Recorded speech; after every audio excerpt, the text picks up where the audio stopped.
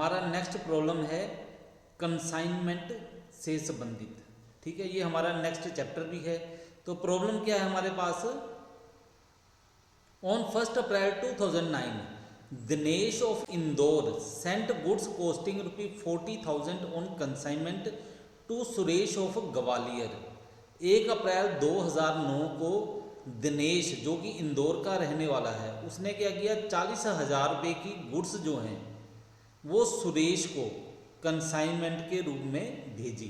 तो सुरेश जो है वो ग्वालियर का रहने वाला है। ठीक है, अब ये इंदौर का रहने वाला ग्वालियर का, इसका जो कोई ज़्यादा लिंक नहीं है क्वेश्चन के साथ। ठीक है, ये सिर्फ कंसाइनमेंट के लिए बताया कि एक स्थान से दूसरी स्थान में गुड्स जो हैं वो भेजी गई हैं, इसी को हमने कंसाइनमेंट कहा है। Dinesh paid freight ₹2,000 and insurance ₹4,000 for sending the goods. Dinesh ने गुड्स भेजने के लिए कंसाइनमेंट के ऊपर जो खर्च किया वो है 2,000 रुपये की फ्रेट और 400 रुपये का इंश्योरेंस।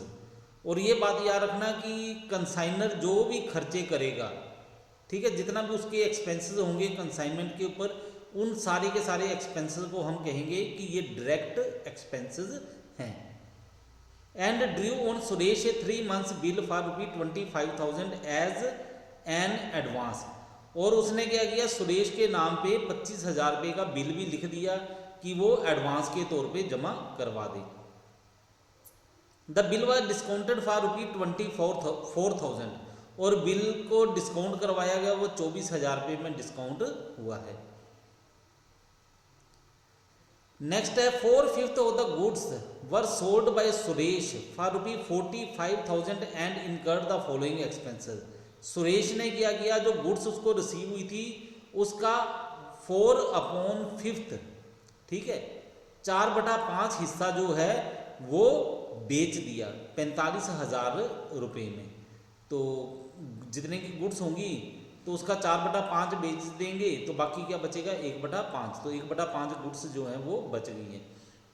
और उसने जो और एक्सपेंसेस किए हैं वो क्या है, उसने किए हैं octroi ₹470, godown rent ₹520 and selling expenses ₹1,200। तो अब याद रखना, ये जो सुरेश है यानी कि कंसाइनी है, तो कंसाइनी के वो खर्चे जो गडाउन में पहुंचने से पहले पहले रास्ते में किए गए हैं उनको हम बोलेंगे डायरेक्ट एक्सपेंसेस। तो यहाँ पे डायरेक्ट एक्सपेंसेस क्या है, यहाँ पे सिर्फ ऑक्ट्रॉय जो ₹470 की है ये डायरेक्ट एक्सपेंसेस हैं और बाकी के इनडायरेक्ट हैं।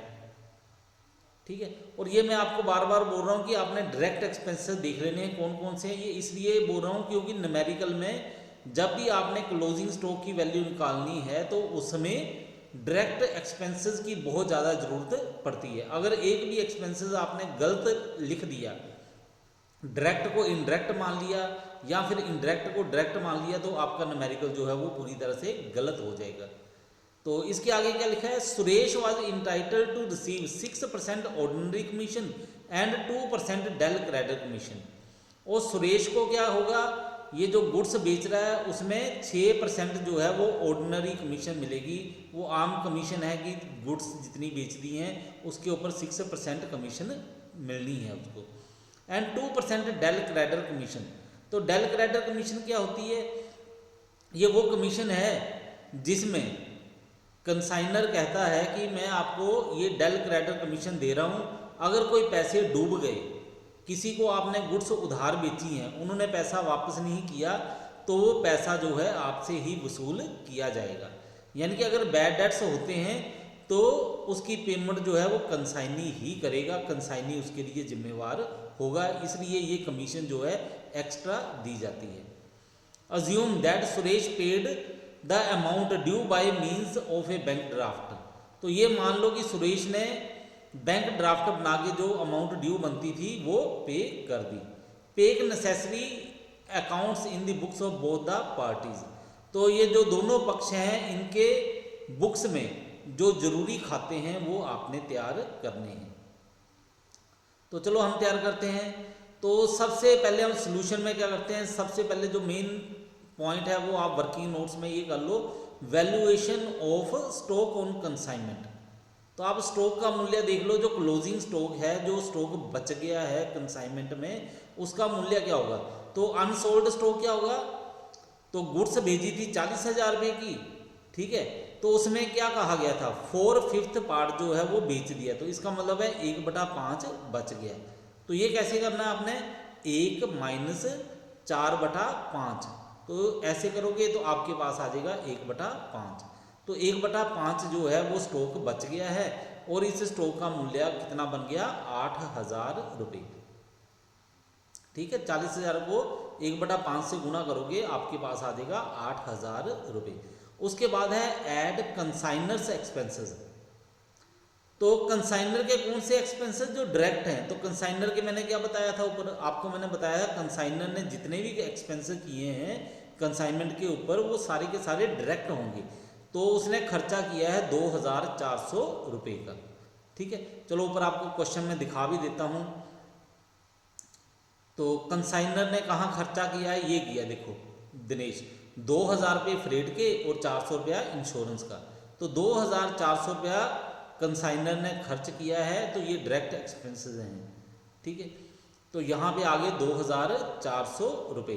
तो 2,400 रुपये उसने कितने स्टॉक के ऊपर खर्च किए थे, ये उसने पूरे के पूरे मूल्य के ऊपर किए थे। ठीक है, यानी कि 40,000 के ऊपर। तो 1/5 के ऊपर कितना खर्चा हुआ, 2,400 गुना 1/5, ये आ गया 480 रुपये। फिर उसके बाद ऐड कंसाइनी एक्सपेंसेस। अब कंसाइनी के भी आपको मैंने बताया था कि आपने सिर्फ डायरेक्ट एक्सपेंसेस लेने हैं, इनडायरेक्ट नहीं लेने। तो डायरेक्ट कौन से थे, जो गोडाउन में पहुंचने से पहले पहले जो खर्च किया है वो सारे का सारा डायरेक्ट है। तो गोडाउन में पहुंचने से पहले पहले ये 470 रुपये ऑक्ट्रॉय के खर्च किए थे, तो ये वाले डायरेक्ट होंगे। तो ये कितना बन जाएगा, 470 गुना 1/5, ये जो स्टॉक बच गया 470, तो उसने पूरे कंसाइनमेंट के ऊपर खर्च किए हैं। ठीक है, जितनी गुड्स आई थी सारे के ऊपर 470 किया, तो 1/5 के ऊपर कितना किया, वो किए 94। तो इनका टोटल लगाओ, तो टोटल लगाओगे ये बन जाएगा 8,574। तो ये आ गई वैल्यू ऑफ क्लोजिंग स्टॉक। ठीक है, या फिर स्टॉक ऑन कंसाइनमेंट। और एक पॉइंट आपने और नोट करना है, कई बार क्या होता है मार्केट प्राइस भी दी होती है। तो मार्केट प्राइस दी होती है तो उसमें आपने ख्याल रखना है कि मार्केट प्राइस या फिर कॉस्ट प्राइस, ये जो अभी आपने पता की है, इन दोनों में से जो कम होगी वो वाली कीमत आप लिखोगे। तो ये आपको लिख दिया, closing stock is valued at cost और market price whichever is less. तो ये समझ लेना आपने अच्छी तरह, ये समझ जाओगे पॉइंट, फिर आपको कोई मुश्किल नहीं होगी। तो इसके बाद चलते हैं अब हम लोग मेन सॉल्यूशन के ऊपर। तो मेन सॉल्यूशन हम करते हैं पहले इन दी बुक्स ऑफ कंसाइनर। तो कंसाइनर कौन सा अकाउंट बनाएगा, वो बनाएगा कंसाइनमेंट अकाउंट।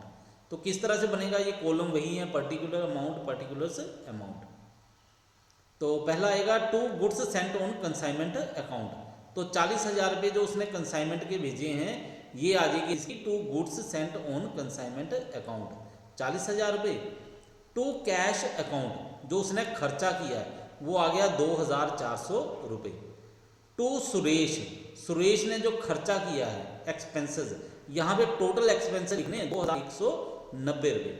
अब सुरेश ने क्या किया, उसके बाद सेल की है, बाय सुरेश सेल्स, सेल्स कितनी की है 45,000 रुपये की।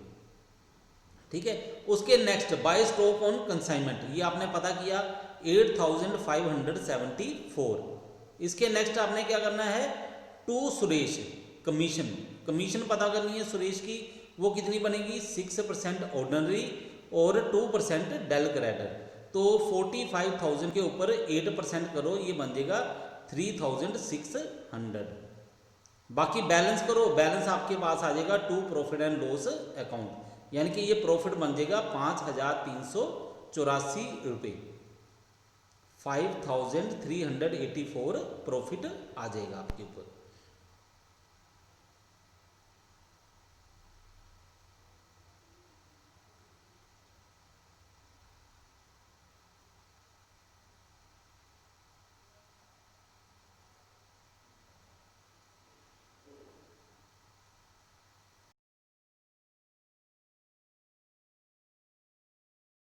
उसके बाद अब कंसाइनर क्या करेगा, वो अब कंसाइनी का अकाउंट बनाएगा। तो कंसाइनी कौन है, यहाँ पे कंसाइनी है सुरेश। तो वो सुरेश का अकाउंट बनाएगा। तो उसकी एंट्रियाँ किस तरह से आएंगी, उसकी एंट्रियाँ इस तरह से आएंगी। पहले वो जो बिल भेजा है उसकी हम एंट्री करेंगे, वो आएगी बाय बिल्स रिसीवेबल अकाउंट 25,000। ये जो बिल था 25,000 का वो आ गया, ठीक है।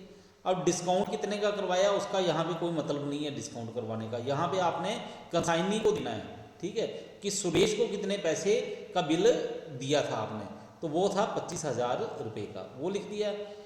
फिर बाय कंसाइनमेंट अकाउंट, तो यहाँ पे कौन से खर्चे आएंगे, सिर्फ सुरेश के। आप सुरेश की लेजर बना रहे हो, ठीक है, जो सुरेश के साथ संबंधित है वही वाली बातें आपने यहाँ पे लिखनी है और कुछ नहीं लिखना है।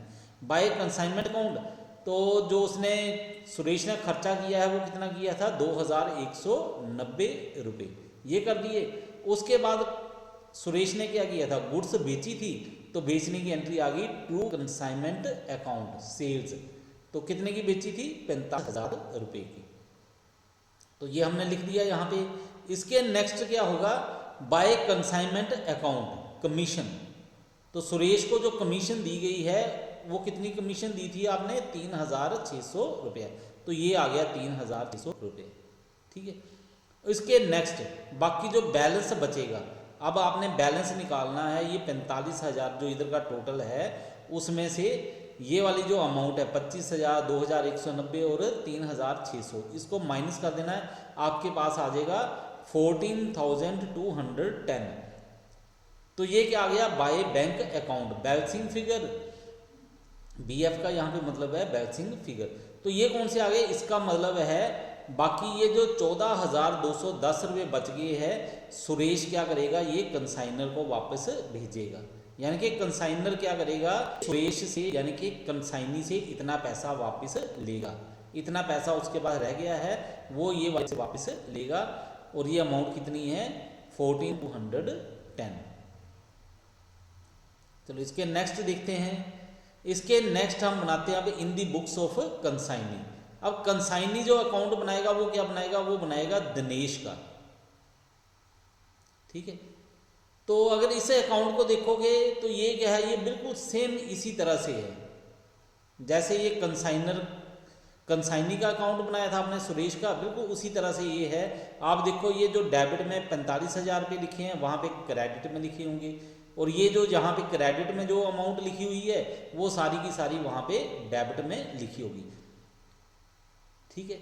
और फर्क क्या होगा, यहाँ पे बिल रिसीवेबल है, वहाँ पे बिल्स पेबल होगा, ठीक है। यहाँ पे सुरेश है, वहाँ उसका दिनेश का नाम होगा। तो ये देखो ये दिनेश।